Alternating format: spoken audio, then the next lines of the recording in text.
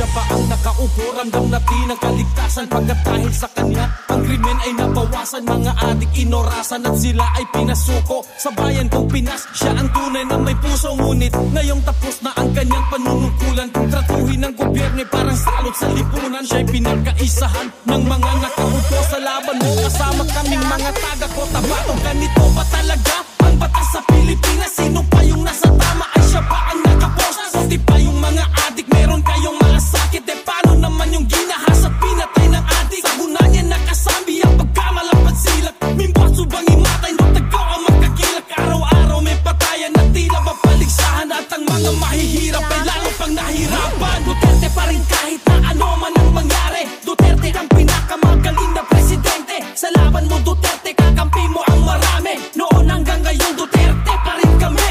Duterte pa rin kahit na ano man ang mangyari. Duterte ang pinakamagaling na presidente. Sa laban mo Duterte, kakampi mo ang marami. Noon hanggang ngayon Duterte pa rin kami. Pinakamagaling na naging presidente ng Pinas. Ngayon ay pinagtutulungan ng kampo ni Satanas. Mga walang ibang hangad kundi sa trono maupo. Para sa posisyon ay handa na makipagpuno. Nung kanyang panahon ay nabawasan ng sagabal. Ngayon ay bumalik kaginabo, naging pagkamal. Bamad silak pang imatay, langon ka namin balingan. Balik sa dating gawin, wala na kinakatakutan. Ano na ang nangyari sa pinasigla ng bayan? Ang sukli ba ay kulungan sa kanyang pinaghirapan? Galit ba kayo pagkat siya'y masakit magsalita? O galit kayo kasi siya yung maraming nagawa? Nakilala ang Pinas nung si Digong ang presidente. Di nyo kayang nakawin ang respeto kay Duterte. Pilipino bang sa Moro ay hindi nyo maluloko? Ang may bakal na kamay, ang tunay na mahal ng tao. Duterte pa rin kahit na ano man ang mangyari. Duterte ang pinakamagaling na presidente. Sa laban mo Duterte, kakampi mo ang marami. Noon hanggang ngayon Duterte pa rin kami.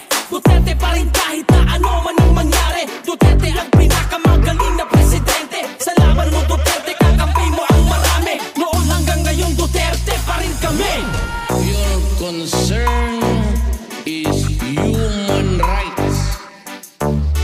Mine is human life.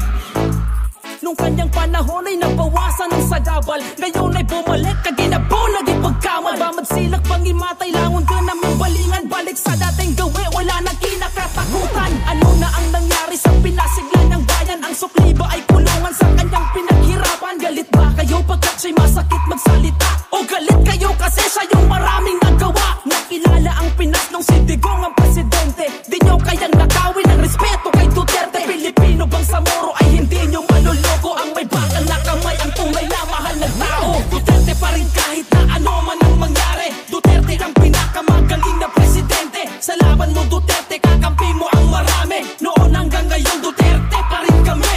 Duterte pa rin kahit na ano man ang mangyari. Duterte ang pinakamagaling na presidente. Sa laban mo Duterte, kakampi mo ang marami. Noon hanggang ngayon Duterte pa rin kami. Your concern